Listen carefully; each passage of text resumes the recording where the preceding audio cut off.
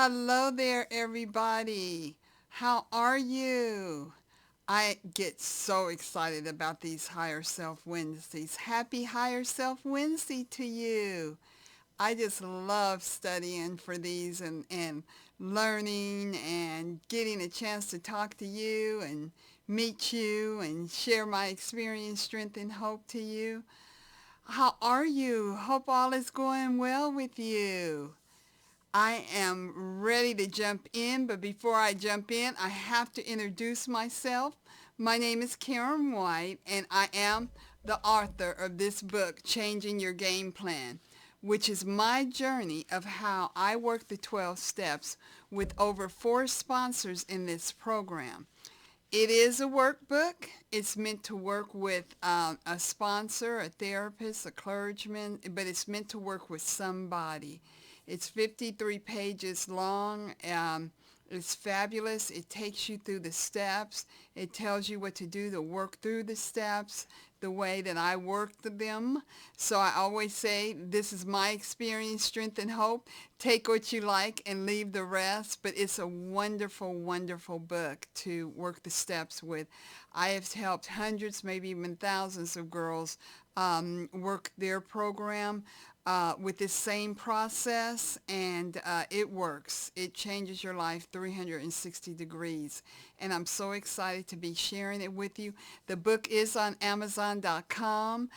Higher Self Wednesday is on YouTube, and if you're on YouTube, you can look at the video that talks about the book and how the book is laid out. It's like a 15-minute video that I go through the book and just tell you everything and how it's laid out and everything. But I am so excited.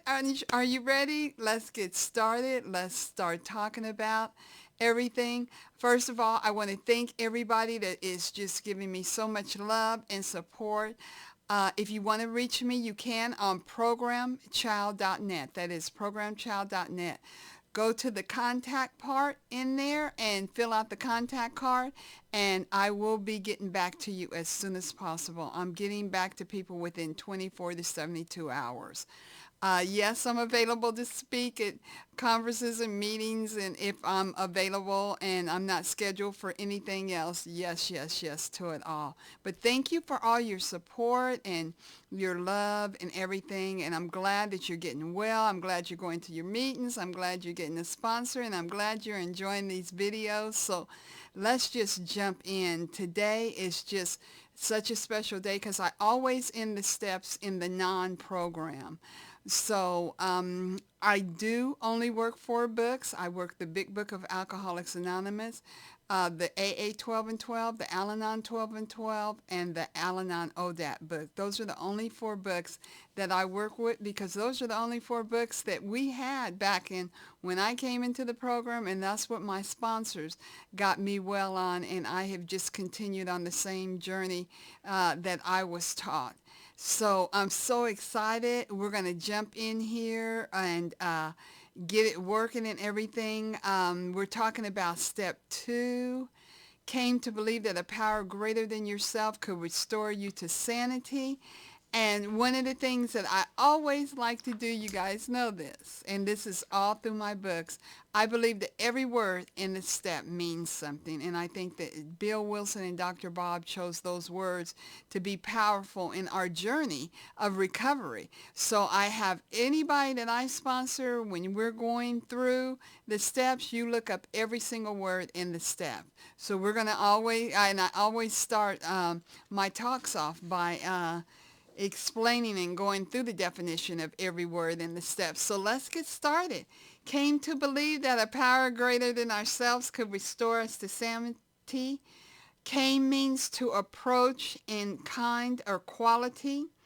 To means used to indicate a place, person, or thing, or someone or something moves toward. Isn't that interesting? Believe, to accept or regard as true. Love that. So spiritual. That a person, thing, or ideal indicated, mentioned, or understood from a situation. A means is used before singular nouns which the person or the thing is being mentioned. for the first time. Isn't that something? Power, the ability or right to control people or things, a person or organization that has a lot of control or influence over other people or organizations.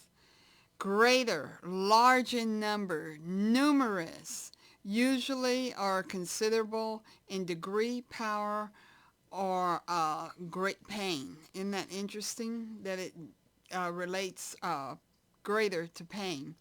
Then is used to say that something happened immediately after something else. Ourselves, our normal, healthy, and sane condition, and it's always something in every step that indicates that we are not alone. Ourselves, others, them, it's something, us, to let us know that we are not alone on this journey. Could, simple past tense, the ability, to be able to, have the ability, power, or skill to. Restore, to give back someone or something that was lost or taken. Beautiful. Because when I think about my life sometimes, how much was lost and then some things that were taken. And then some things I gave up to. You know how that works. Us means people in general. To is used to indicate like a person, place, or thing, or someone or something that moves toward. Sanity, the condition of having a healthy mind, the condition of being sane, the condition of being based on reason or good judgment. Love, love, love, the definitions of these words. And since I'm teaching them, sometimes I just, with my girls, we just take the definition of these words, and just put it all together. And when you put it all together, you will really understand what we're moving toward in this step. When you just sitting there, to approach, to believe, and it means to accept or regard as something true, a person, place, or thing, the first time, coming to this place for the first time. Power, the ability and right to control people or things, a power greater than us, that can control us. Greater, the large number, numerous, power and degree. If you just put all these together, you will see when you do the definition of every word in the step, just how powerful it is, just powerful. And you will see how that step is, what direction it is trying to move you to, and what kind of understanding it's trying to get you to, so that you can make the changes that you need to make with doing step 2. And step 2 is very powerful. If you haven't seen the other videos, go back. We're studying from the big book, the AA 12 and 12, and just powerful stuff that we've been studying on step 2.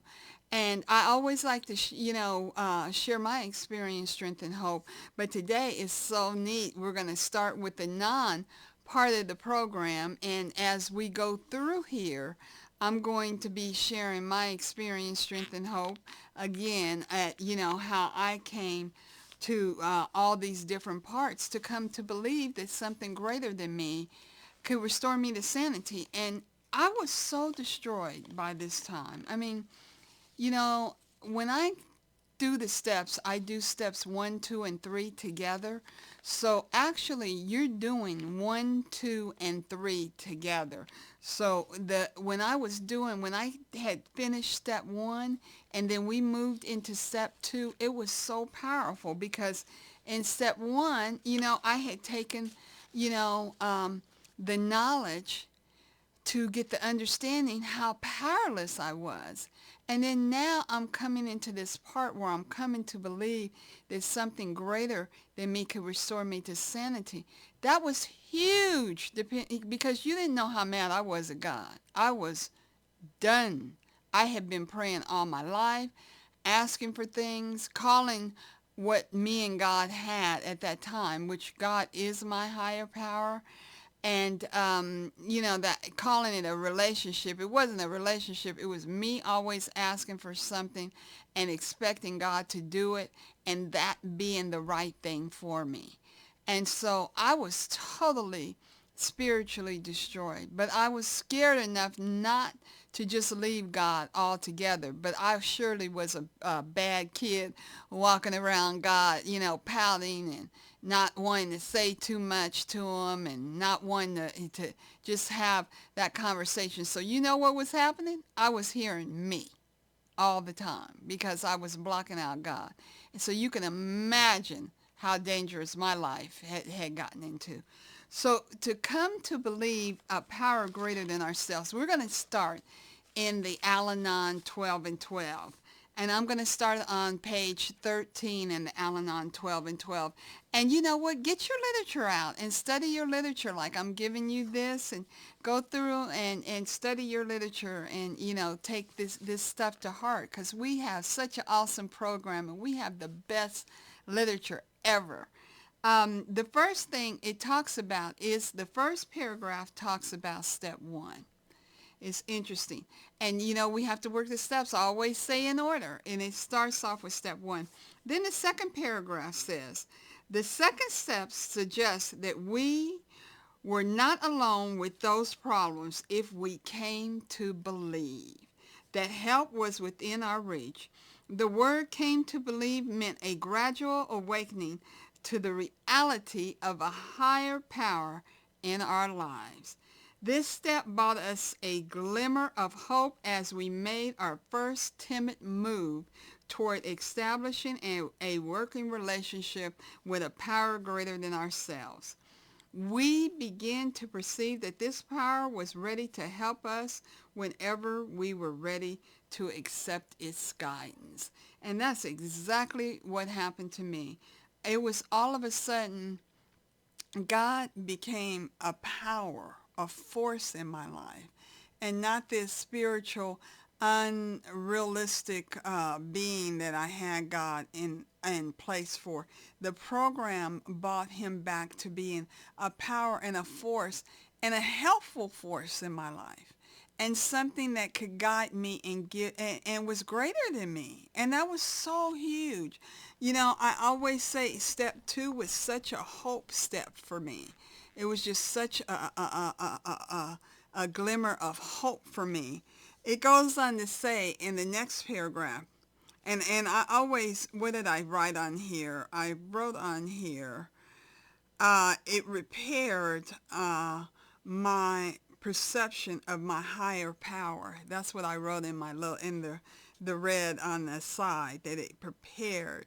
It gave me that understanding again. And it, after step one, in admitting that I was powerless, it was something about that when I moved into step two, I realized there was something there that was greater than me. And I'm so glad that they said higher power before we got to step three, and they reached out and called God God.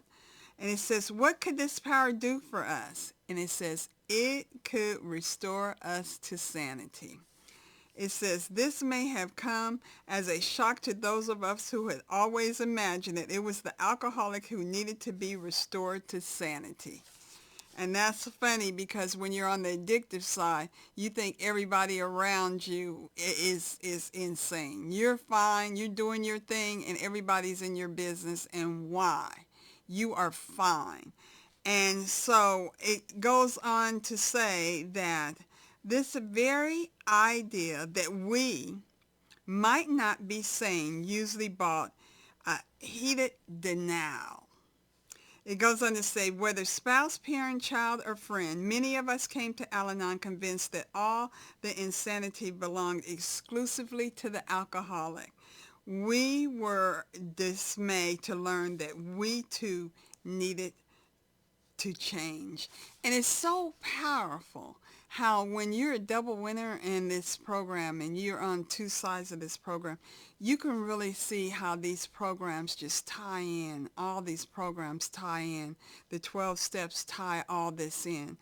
Because when you're on the addictive side of this, you're dealing with the selfishness, and you are seeing others as just meddling in your business, but then you want them to help you. When you want them to help you, when you want them in your business, you want them in your business. But when you're doing the things that you want to do, you want people to leave you alone. And then when you're on the non-side of this, you're seeing yourself as the addictive part of you, how you're really realizing, because now you don't have any substance or things or anything that you're doing to really, rely on saying, this is what's making me do this.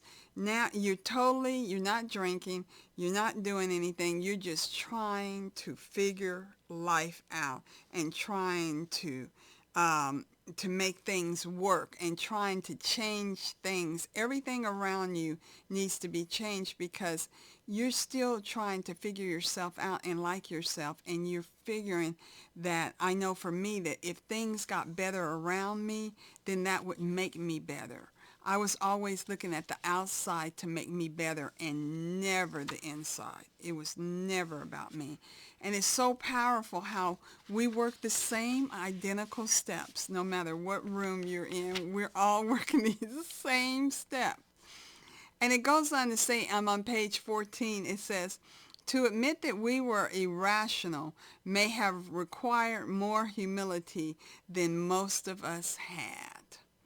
Oh my God. Insanity was to think that I was insane was terrible, because I always related insanity as somebody crazy and just doing crazy things. But then I had to realize that's what you're doing. You're doing crazy things, girl. So, it was really powerful. And then it goes on to say, this step foreshadowed the entire spiritual scope of the Al-Anon program. And I love that because it says this step foreshadowed the entire spiritual scope of the Al-Anon program, of the program completely, because immediately the first step takes us down, brings us to reality, and then immediately throws us right into that spiritual foundation that we need to work. And then it goes on to say, in the second paragraph, I move over a little bit, it says, we discovered that our behavior was often distorted by anger, frustration, and fear. And that was totally it. I was always angry, frustrated, and in fear. And the bad part about that was anger, frustration, and fear moved me. It moved me into behaviors that were insane. Insane. Because I could not control those feelings, and because those are not feelings that God really put in us to live with, that the enemy puts in us to live with, there was no way I could ever get a grip on it. So I was always trying to use other things to get rid of my fear and my anger and all that, instead of working on it from the inside. And it says, in other words, our actions have been not been sane. It goes on to say on page 14, the third paragraph, it says, our irrational behavior took many forms. Now, we're going to have a ball on that. I'm going to talk about that a little bit. Because when you're irrational in your behavior, you are taking on so many forms trying to control things. It is amazing how, in my addictive side of the behavior, I never broke myself down like I broke myself down on the non-side. The non-side, I kept trying things thinking they were going to work, at the extent of actually writing them down and watching myself fail. Just fail at the highest. It was just unbelievable how so many irrational behaviors just took over me and just formed over me, and I was just trying new things all the time. It goes on to say on page 14, we hid the addiction from relatives, friends, employers, pleaded with judges, even tried to carry the drinker to a comfortable bed. It's talking about all the things that we did, and there's more. Some of these things I did, some of them I did not do. But I could tell you I was definitely hiding my relationship at the time with the person that was in the addictive behavior, and never saw myself in that type of behavior at all. And it goes on to say on page 15, and this is what reminds me so much of the Big Book in Al-Anon, on the Big Book in page 61 to 62. It says, sometimes actions of these kind were motivated by good intentions. Many often they were fueled by rage and disappointment. You know, I always felt like that I had good intentions, but when I saw that everything, the motives were always about me, and they were never motives about the other person, I just assumed that everybody wanted to live the life that I lived and wanted to be like I was, and so therefore I was trying to control the situation, especially when you have both isms. It's crazy how you're trying to you know, control it in a good way, and you're justifying, I have good intentions, I have good intentions, and all the time it was fueling me. I was raging and very disappointing at everything that I was doing. And it goes on to say in page 15, upon reflection, we had to decide whether our thoughts, words, or actions were those of a well-balanced, reasonable person. No. It goes on to say, page 15, once we learned to see our situation as it really was, we understood why it was necessary for us to turn to a power greater than ourselves. At this point in the Al-Anon experience, it might have been too soon to expect total trust in a higher power. And I talked about that a little bit earlier. My trust in my higher power was totally gone. And if it hadn't been for step one, I don't know if I would have ever been able to get back my trust in my higher power, which I choose to call God today, because I was totally just misled of what God was about in my life. And it goes on to say that the third paragraph, it goes to say, at first, some of us could only admit we were powerless to control the events of our lives. You know, it's so funny because there's so much healing in admitting that you're powerless. And, you know, I, at that time, was able to say, I am powerless over this disease. I am powerless over me. I am powerless over person, places, or things. I got all that when I worked step one. So I was there. I was totally done. And I wanted to be done because I wanted to free myself of this responsibility of taking on actions that were not my responsibility. And it goes on to say in page 15, down a little bit on the next paragraph, with calm pose, we accepted disappointment, often unrelated to alcoholism, and saved wear and tear on our nerves. This also demonstrated our confidence that things were ultimately working out as they were meant to be.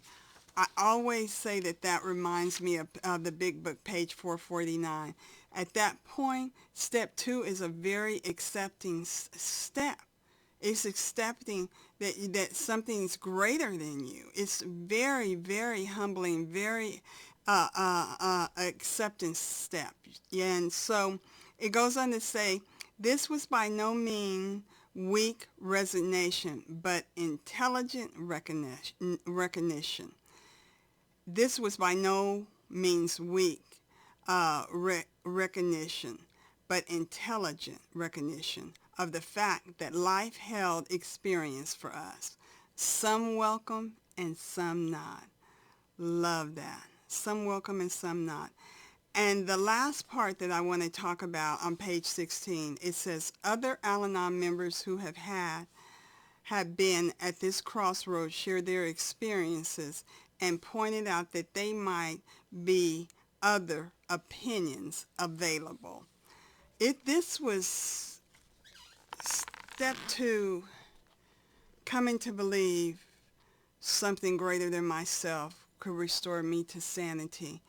The first 3 steps are so powerful because the first 3 steps are really healing you from all this responsibility that you have taken on in your addiction or your non-ness. And, to be able to say that something could help me that was greater than me, my heart just feels now at the way that I felt at that time, knowing that there was something greater than me, and I had hope that I was going to be okay, that I wasn't going to die this way. I was not going to die this way. I was going to be okay. And that's what I got out of step 2, that I got hope out of that. I got something greater than me out of that. I got, I'm not going to die this way. I'm not going to die this way. I'm not going to, and I don't have to be disappointed in myself. I got a whole bunch of acceptance in this step. I'm going to read one more thing from the ODAT. I'm going to read page 265, and then I'm going to close. That's September 21st, page 265. It says, until I understood the inner meaning of the 12 steps, my natural impulse is to resist admitting that they apply to me.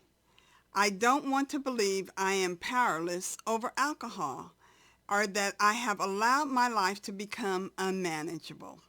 Yet I know I must accept the first step before I can make progress. Although most of us do acknowledge a power greater than ourselves, we are shocked at first by the idea that we need to be restored to sanity. It goes on to say, as the second step suggests. Yet an honest appraisal of many of our reactions shows I have too often resorted to futile and childish tricks to achieve what I wanted. With my thoughts distorted by fear, despair, and resentment, and my nerves overwrought, I could not think clearly nor make wise decisions. Wow, powerful. Today's reminder. Each of the 12 steps challenges me to be absolute honest with myself. They will make me ready to accept the help of my higher power in restoring myself to the wholesome sanity of a mature, reasonable adult. Wow. The 12 steps will paint a way to God and His infinite wisdom by which I hope always to be guided. Oh, so powerful. Aren't we lucky? Aren't we so lucky to have this 12-step programs that we can come and we can share our experience, strength, and hope, that we can come in these rooms and hear other people share their experience, strength, and hope, and how it helps us, and all the wonderful literature that we have. That's why I always say, stay in these rooms, fight for your life. Stay in these rooms, learn, work these steps, get them in you. See the change that you want in your life. See the change that you want to make in your life. Get a sponsor. Get the help. Let people in. These rooms are safe places. These people are here to help you. They've been through it. They know it. They have wisdom, knowledge, and understanding. So, keep coming, keep coming. And I always say at the end of my program, keep coming to the program that you're in, your 12-step program. Get a sponsor and work the steps and be a blessing to yourself as well as others. Until we meet again, happy Higher Self Wednesday and blessings over you, great people.